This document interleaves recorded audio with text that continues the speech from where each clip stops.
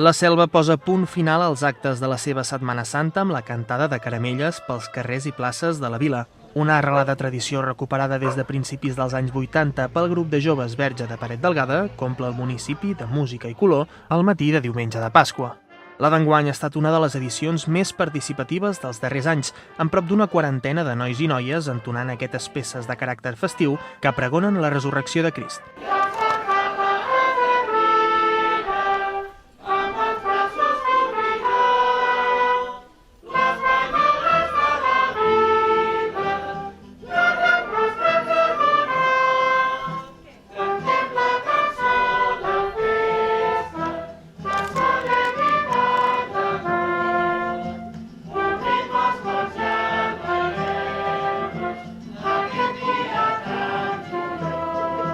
Amb el seu característic vestuari i acompanyats d'una formació instrumental integrada per trompetes, flautes travesseres i guitarres, el grup Caramellaire ha anat anunciant porta per porta la seva arribada.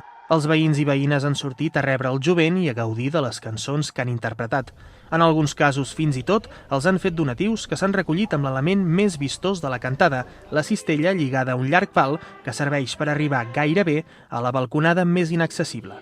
Si bé el recorregut que segueixen cada any és improvisat, el cert és que la colla Caramellaire fa almenys un parell de parades protocolàries. La primera d'elles té lloc just a la sortida de la missa de Pasqua cap a 1:15 del migdia, una ocasió que molts dels feligresos aprofiten per unir-se als cants del jovent. L'altra és a les portes de la Casa de la Vila, on representants del consistori fan entrega d'un donatiu des del balcó d'alcaldia i seguidament conviden els cantaires a un refrigeri.